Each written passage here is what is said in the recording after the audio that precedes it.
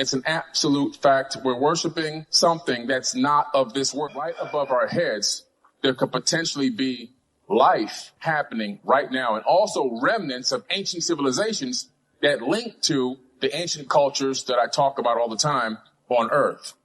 Mars is called the god for a reason. It's because it definitely had an intricate part in the ancient civilization aspect of our reality many, many eons ago. In my opinion, this entire civilization on this planet right now currently is a cargo cult. We're talking about a cult of people that literally were engaged by a more advanced people. So if you look at this image up here, this is in the South Pacific. I believe the fact that the Great Pyramid is a lot of, I would say, geological information programmed into the construction itself. So the Great Pyramid is the average height of the landmass on Earth. So the average height of all the peaks and hills and valleys on Earth, some way, in some form, they had a polar orbiting device that was able to look at the Earth as it spun on its axis so they can get all the topography and calculate how many peaks, what the heights of these peaks were, and able to then divide them by the total number of peaks to get the average height, and then build the Great Pyramid to that exact height. That's incredible. Plus, the Great Pyramid also has encoded into it the distance to the sun, the distance to the moon, the speed of the Earth around the sun, and the speed of the Earth around the galaxy, and also the speed of our galaxy in the universe. So this is like mind-blowing information programmed into the architecture of the pyramid itself. So Atlantis was a global civilization. One of their headquarters was in the land of Chem, according to the Emerald Tablets of Thoth.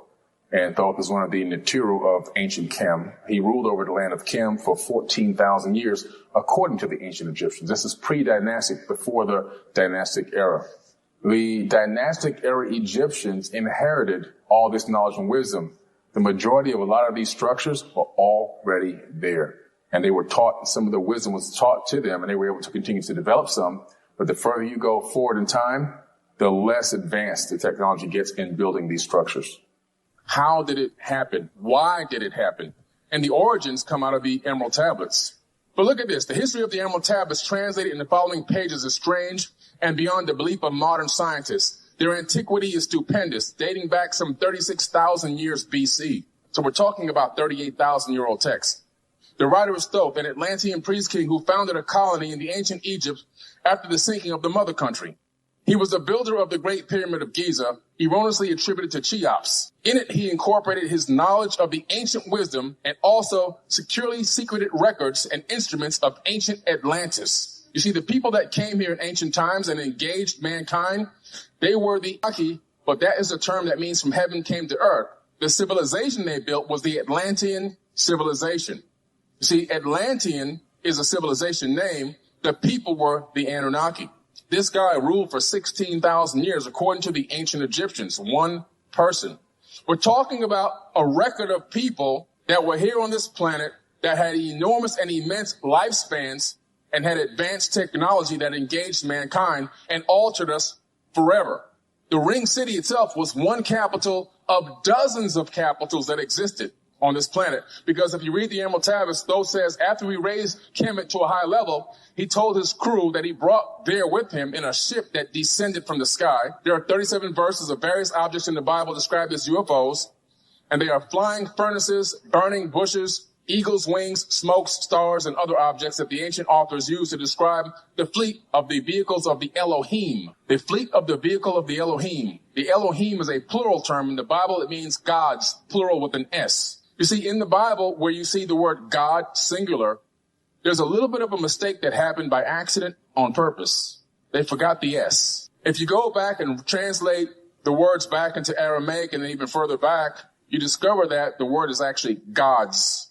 In all these ancient scriptures and papyruses that they took from all these caves as they began to culminate this into a canonized book, I'm talking about the Council of Nicaea who did this, they began to erase the S when they copied and translated over the book because they wanted to usher in monotheism, a one-God religion, a one-God mindset. These people now for many, many, many decades are still remembering the United States showing up to their islands, all right? These islands in the French Polynesia where we decided we wanted to go remove some people off of their island and then put up with it so we can see what's going to happen. Okay? So we went to where? We went to, of course, where the indigenous people lived and took them out of their land. But when we showed up on some of these islands, these airplanes came out of the sky. They'd never seen airplanes before. They had never seen weapons like what you see them here. They never seen, you see these sticks, they got bayonets, false bayonets, but actual bayonets at the end. They saw USA on the uniforms, and look at them. They've got USA on painted on their chest. They've got fake bayonets and weapons, all based off of when they saw the sky gods come down in these airplanes and bring them supplies and cans of Spam, which is a true story, cans of Spam.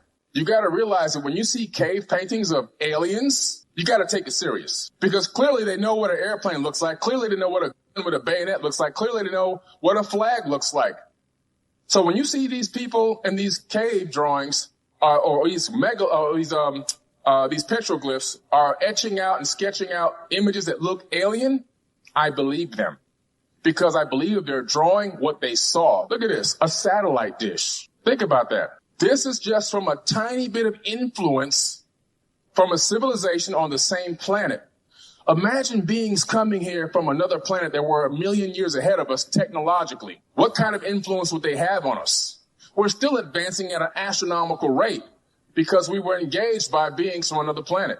Anthropologists have invented or cultivated a number of important keywords, including culture, ethnicity, worldview, socialization, ethnography, and rite of passage. Among these terms is cargo cult, which, although more particular in scope, has enjoyed surprising popularity both inside the discipline and beyond. Peter Worsley, who compiled an early overview of cargo cults in The Trumpet Shall Sound, 1957, offered what they had already become, which is the standard definition. So we talked about what the cargo cults are. When a more advanced civilization engages a less advanced civilization, the less advanced civilization is going to deify. I'm trying to impact into your mind how all the world religions came to be. Virtually all religions worship and believe in aliens, and it's a fact. Whether you want to admit it or not, it's an absolute fact. We're worshiping something that's not of this world, whether it's multidimensional, whether it is dimensional, it doesn't matter. This is a fact that we can't escape. Where do a lot of this information comes from? The Enuma Elish and the 7 tablets of creation is one of the greatest texts that exist that we have access to. And they tell an incredible story of not only of the creation of our solar system, they tell an incredible story of the creation of Earth itself as an actual planet, which matches up with astrophysical data. It matches. How would they know how Earth formed that many millions of years ago? Where did that knowledge come from? How do they know about the separation of waters from waters, how the asteroid belt was formed, and everything else that exists in our solar system? It's in these ancient tablets. It then goes into the point where there's actual people that are advanced beings that find a way to get to Earth to create a breakaway civilization. But what I think happened was these people were writing down exactly what they were told and what they saw. This is probably as close as you're going to get to any actual truth that exists on this planet, which is why I dig into these ancient tablets like there's nobody's business. And guess what?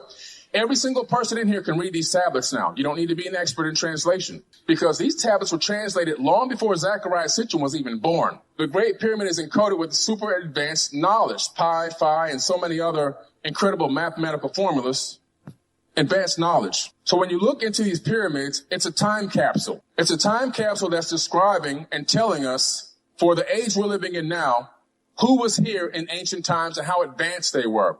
Because at the time that this information was encoded into the pyramid, which I'm going to go over real quick, I did a little bit of it last year, nobody at the time could even conceive or understand anything that was being encoded. They couldn't even understand basic mathematics. Most people were actually illiterate back then. Most people were illiterate. And if you were just a worker person, a person that had to go, work in the fields or work for your master, which is what happened back then as well. I mean, it's ancient. It's not nothing new. Well, you wouldn't even walk around with clothes on in ancient Egypt because they wanted to make sure you weren't stealing anything from the pharaoh. So people didn't have any idea of this advanced mathematical knowledge. They were just trying to survive day by day, literally. The pyramid over time had broken slightly in terms of the amount of power it was generating. It's a power generator. They added this granite stone box later, and they put the Ark of the Covenant in it to make a finishing piece to continue to generate electricity. You can see the corner that's broken. That huge chunk If you can see the far side of the room, there's a gigantic hole or indentation in the granite where that chunk of granite flew off and smashed into the wall because an enormous amount of power came through this box at one point, proving again energy inside this chamber. The energy would travel to the apex and go around. The obelisk would capture that wireless energy and transmit it to JEDs, which would then be transmitted through electrical cables so they can have light, gold electroplating, and everything else. What is the link between Atlantis and the Anunnaki? The Anunnaki are those who came from heaven to earth. And so Anunnaki is a generalized term. So like if we left Earth and went to Mars and we met some Martians, we would call ourselves Earthlings, right? We wouldn't say I'm a Floridian or somebody from British from London or England. We would say Earthling, a generalized term. The Atlantean were the beings that actually were really the Anunnaki. So it was the Atlanteans. They were one and the same. In order to do this, we have to become unified as people on this planet. All these divide and conquer tactics that the elites use to create this matrix of separation. Separation is an illusion. And we have people thinking this color is better and that color is better and this information is better than that and this language is better than this language and this spirituality is better than this. That's just craziness. When we come to the point on this planet where we realize, we meaning the 99%ers of the world, when we realize that basically the world is ours, this is our planet that we've given away to 1%. There's less than 100 people who tell us what to eat, smell, think, taste, touch, hear, and how to love one another, how to even love ourselves. We have 8 billion people being controlled by less than 100 people when you really look at this thing. This is why these advanced beings, they're just watching and looking and waiting to say, you know what, we're not going to really truly fully intervene 100% until they grow up. We're in the infancy stages of wisdom and knowledge. Technology Billy Carson, a renowned researcher and author, delves into the mysteries of the past, uncovering astonishing technologies that defy the laws of physics. In this video, we explore these inventions and ancient knowledge, such as plasma technology people of old could have explored to achieve such marvelous technological feats. Ancient civilizations such as the Egyptian, Mayans, Atlanteans, and others across the globe are revered for their extraordinary technological achievement, which continue to astound and captivate modern scholars. These societies left enduring legacies in the form of architectural wonders and advanced practices that challenge our perception of what was achievable in antiquity. Egyptians are celebrated for their mastery of monumental architecture, exemplified by the construction of the Great Pyramid of Giza around 2580 to 2560 BCE. This marvel of ancient engineering is a testament to their advanced knowledge of mathematics, astronomy. The pyramid's precise alignment with cardinal points, intricate internal design suggest a sophisticated understanding of celestial movements and geometry. Methods used to transport and position massive limestone blocks, some weighing up to 80 tons, remain debated, ranging from intricate ramp systems to speculative lost technologies. In addition to their architectural prowess, the ancient Egyptians made significant medical strides. The Edwin Smith Papyrus and Ear Papyrus document their systematic approach to dying, knowing and treating ailments, showcasing advanced knowledge and herbal remedies, surgery and anatomy. Their dentistry and wound expertise underscored a sophisticated understanding of the human body's intricacies. Ancient Egypt and the Kingdom of Kush also mastered irrigation along the Nile, developing monumental structures like the Temple of Karak. The pyramids of Meroe showcase their engineering prowess and deep understanding of astronomy and society organization. Similarly, the Mayan civilization in Mesoamerica flourished with astonishing architecture achievements and scientific advancement. To get out of this matrix, we need to unite and break down the walls the government built. And so in order to exit this matrix that they've put us into, we've got to unify. When we tear down these walls of this divide and conquer techniques and tactics and the illusion of the financial system that they've put on us and the labor systems and all these other matrices that exist, and we begin to love one another and unify, there's only one thing we need to do to exit the matrix. And it has nothing to do with rioting. We're not going to go against any militaries. We're not going to picket and run down the street crying. We're not going to do all this crazy stuff. We just have to stand up and say no. And when we stand up and say no to them, the game is over.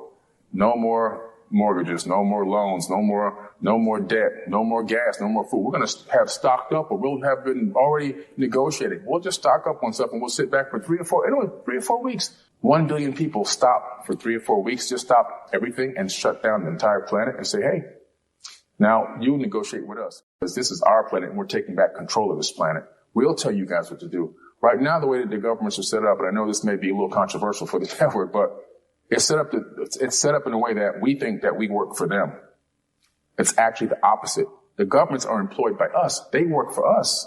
When you go to a doctor tells you what to do. You think the doctor's your boss. No, you're paying the doctor. The doctor works for you. You have the right to tell the doctor, no, I don't think so. This is what's going on with my body, but we don't do that. Attorneys, the same. All the service-based industries, we think that they are over us. It's actually the opposite way. We are over them. We employ them. We pay them. And when we realize that and take back control of our sovereignty and unite as one and say, hey, for this week, everybody's going to say no. We're going to stop playing the game for a week. Let's see how that goes. And that includes military. That includes police forces. That includes everybody. Because when everybody realizes that we're all in this thing together, everything stops. And when everything stops, we win. Billy Carson believes we've lost the capabilities of advanced civilizations. Who sits around writing sci-fi stories 6,000 years ago? So somebody wrote this because they were told to, and I believe that what they wrote was exactly what possibly happened. I think we're getting as close to the truth as we can possibly get. Now, when they began doing all this building and all this work, we were already here. We meaning our cousins, human beings' cousins, not Homo sapien sapien, but the prior version of us was already here. Now, this prior version of us, in my opinion, was probably more more advanced spiritually. I think that we had bigger bones, bigger skulls, bigger brains. I think our skulls have been found all over. I think they've been misunderstood in some cases, maybe even for aliens in some cases, but that they had probably bigger pineal glands, probably could communicate silently, not technologically more advanced, but just more in tune with nature. A lot of abilities that we should have, like understanding how to feel the magnetic field and sense the magnetic field and navigate through that magnetic field like animals, we've lost that ability, but we know in a laboratory setting, we still have it because the crystals in our brain orient to the magnet. Yeah. So we still have it. We're not in touch with it anymore. But what happened was That's funny. I have a friend who moved to the Amazon, and he said as soon as he moved to the Amazon and got disconnected from civilization and from technology, he said all these crazy instincts just came back into him. Yes, I believe that because he needed time to be away from all of that. Right. And just let your body recoalesce into what it truly is. This is the most powerful, machine that probably exists in this sector of the universe. And so, what they said was, okay, well, these people are here, but we're not going to mess with them. We're just going to continue to build what we're doing. And the Igigi built and worked for about 200,000 years. And we were already here? We were already here in small pockets around the planet. Okay. And, just indigenous peoples, just living our lives as, cave people and things like that. Nothing advanced. And then they probably saw us just as animals, And then the GG got pissed off, as you know, in the Antra-Hasis and also in the Lemuria list. 2 different stories, 2 different time periods, same story. Now, okay, so can you explain exactly what the Igigi were supposed to be? Were they part of the Anunnaki? Did they come here with the Anunnaki? They came with the Anunnaki. Okay. They were the workers. They were, in other words, if I'm going to go out and buy a huge plot of land and say I'm going to build a city here, I'll probably call somebody like Chris Dunn and say, hey, man, I need an engineer, right? Mm-hmm.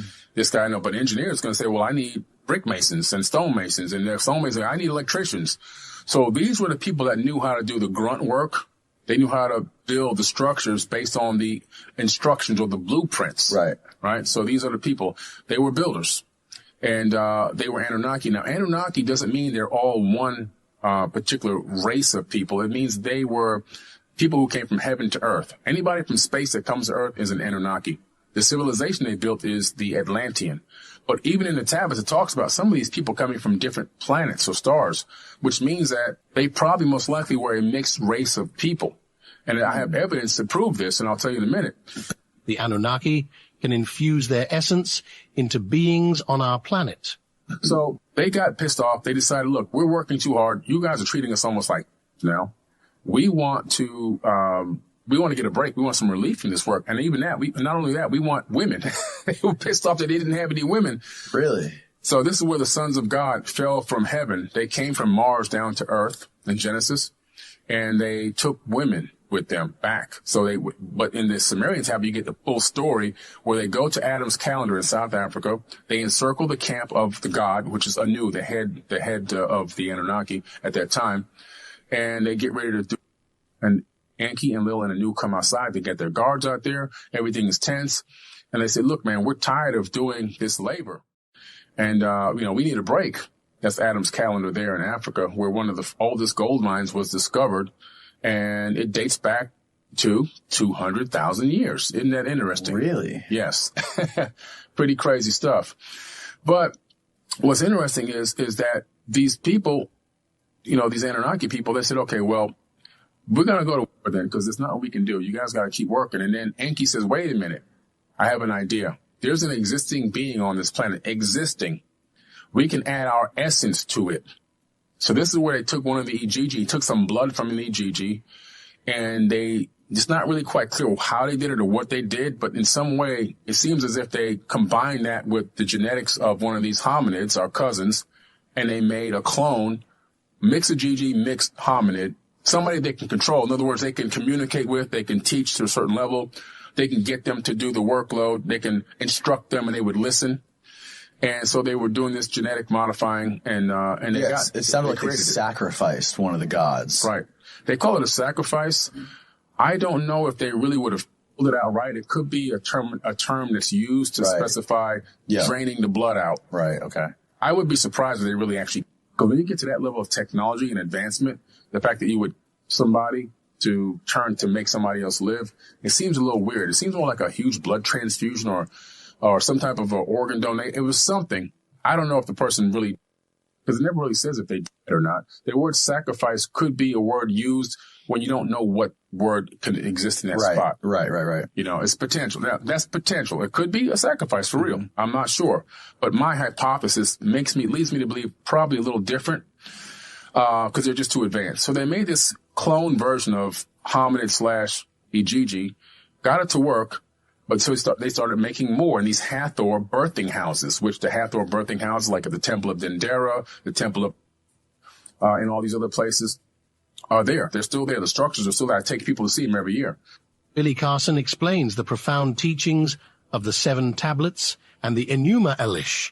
He is literally subscribing to this information the way almost that you and I see it today. These people saw something, experienced something, interacted with something, and he cataloged it, and it inspired him to write a complete translation of the Enuma Elish and the 7 tablets of creation. And he talks about the fact that that information was copied right from those tablets and put into the Old Testament of the Bible. And so, not exactly like it's going to go from here to the Bible, but it went to other ancient papyruses and scriptures and so forth. And then later on, when it was discovered in caves, people took those and then said, okay, we got to put this into a book. And then it became the Bible much later, around 100 AD. But he subscribed to the theory that these people interacted with beings in some way, shape, or form, and that also this information is so incredible that it became part of the biblical text. They show up everywhere in the Chief Scrolls and the Enuma Elish and the Epic of Atrahasis. Of course, even in the Bible, they're known as the Anak, A-N-A-K. We were grasshoppers in their eyesight, it says in the biblical text. So no matter where you go in any culture, you're going to discover that these beings in some way, shape, or form engaged mankind, brought knowledge, teaching, building techniques, and just so much more wisdom and information, esoteric wisdom, alchemy, all these things came from these people. So when you start analyzing the text, you discover that there was an encampment in a place called South Africa at Adam's Calendar. Okay. Now, at Adam's Calendar, there's actually the very first gold mines discovered. They're dating them back to about 200,000 years ago. And that's incredible because there's a building there that looks like a worn down structure. Now, in the tablets, it talks about the fact that the Ijiji, who were the working class Anunnaki beings who were cleaning out the Euphrates and Tigris River so they can create irrigation and, create a bustling civilization. Also, they were doing the actual construction themselves. No people needed, just them working. They were like the construction workers, and Anu and Enki and Enlil, these leader gods, were like, the foremen, the master architects and so forth, right? The boss. So these people were working, but they weren't supposed to be. They were volunteers. They got tired of doing the work, according to them, for about 250,000 years of labor on Earth, and also, according to them, on Mars. This is in the text. They call it Lamu. And so they decided to go against Enki and Enlil and Anu because their demands had not been met. So they went to meet them in the Epic of Atrahasis. They go to Adam's Calendar. They go to that same structure that was discovered where that gold mine is located. I was like, holy crap, there is some link here to gold. Specifically, exactly, I don't know. But I know if you're an advanced civilization, you need gold. And the people that you have working it for you probably think, it's to adorn or to adorn yourself or in recognition of the gods. So they'll wear it and they'll utilize it, but not for technology. But what's crazy is they go to get ready to go to battle. And then Enki says, I have an idea that will stop this. There's an existing being on this planet, existing, not something that doesn't exist, existing. We can add our essence to it, but in God. So they're talking about taking the DNA or genetics from one of themselves and mixing it with the DNA of the hominid that was here. It's not specified whether it was, an ape man or anything, but they don't specify in the tablets, but to create a worker being. And they began to do this genetic modification, probably disconnecting some of our DNA, making genetic modifications to us to get us to take orders from them. They inserted something called a worship gene, which was just discovered recently, that human beings have a gene inside of them that can be turned on and turned off. It can be turned off in a laboratory setting. It can also be turned off with a magnetic field around your head. And when it's off, you don't want to worship anything outside of yourself. You look inside. And when it's on, you look to get something from the outside. So this is incredible. He believes that ancient technologies were designed with specific individual purposes. They all had individual purposes. For example, the Great Pyramid at Giza and that plateau is a multifunctional platform or plateau. The Great Pyramid is a multifunctional stone computer, number one. It used to be a power generator, so it generated power. As the water used to flow underneath it from the Nile, it's now meandered very, very far away. But back then, it ran right up to the pyramid, and the empty tubes have actually been inside of underneath the pyramid are still there where the water used to flow. When you have running water underneath crystal magnetized granite, you create something called physiostatic electricity. Those ions rush up into the chamber, and they will go into the Grand Gallery. The Grand Gallery used to have resonating rods. Now, the rods have been removed, but the slots where they went up the Grand Gallery are still there till this very day. Then that energy would be pushed into the King's Chamber, which you've been in with me, right? We meditated in there. Inside the King's Chamber, now that area is like a fusion chamber, and the energy would shoot up through the top, through the apex, and now you have wireless energy. Nikola Tesla tapped into the same exact understanding of how that worked and duplicated it with the Wardenclyffe Tower. Now that wireless energy would transmit around the area, and the crystal granite obelisks would capture it. And then if you had something called a JED, a DJED, it looks almost like a Tesla coil with a cable coming out of it. You'll see it in Egyptian hieroglyphs. It's connected to light bulbs and other technologies, electric gold plating. You can then power it wirelessly from the ambient electricity that's been transmitted from miles away from the Great Pyramid. That's just one purpose. Another purpose, when you look at the way that the Great Pyramid is designed in the Queen's Chamber and then you have the King's Chamber, well, water was set to rush down and into the Queen's Chamber. And with the chemistry and also the metallics down there, you could see how there would be some form of electrolysis that would occur. And I'm not the only one that has this hypothesis. Engineer Christopher Dunn had the same exact hypothesis as me. I just found out about maybe a month ago when I finally talked to him on my podcast.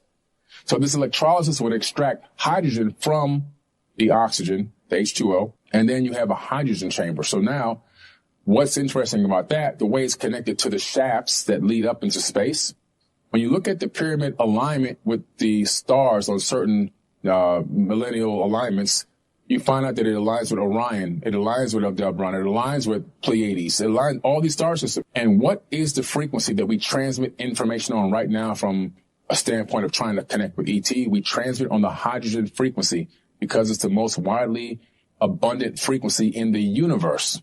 So I believe in my hypothesis, I always say hypothesis versus what I read, is that these shafts would shoot the hydrogen beams out towards those stars on certain particular alignments with information, data encoded into the hydrogen. In other words, an update on this breakaway civilization. It was a communications device, long-range communications to other stars. Lemuria is supposedly even more ancient than Atlantis. We're here long before Atlantis was even built. And these people had achieved this particular high level of spiritual knowledge and spiritual technology. The island just off the huge continent, but right off the coast of Australia. And it had people there that had immense capabilities, telekinesis, psychic abilities, telekinesis, for those who don't know, moving things with the mind, right? The ability to see the future, all these incredible things. And it was such an incredible spiritual place. They were in a golden age for a very, very long time. It's not quite clear. I put a map. I have an original map or the drawing of one of the original maps of Lemuria from some old text that's inside of my book, The Epic of Humanity. So we kind of touched on it, but it literally was a time period where it was a multi-thousand-year golden age that existed on Earth. And it's not quite clear how it fell or what created the fall. But at some point, it could have been a geological disaster because they had achieved such a high level of spirituality. It's almost hard to think that they could have failed there. Maybe it could have been some type of unforeseen geological disaster, as back then, Earth was going through a lot of tumultuous changes. We just happened to meet this small window in time that we are right now, where things are actually kind of peaceful, but the Earth is, it's gone through some incredible geological things.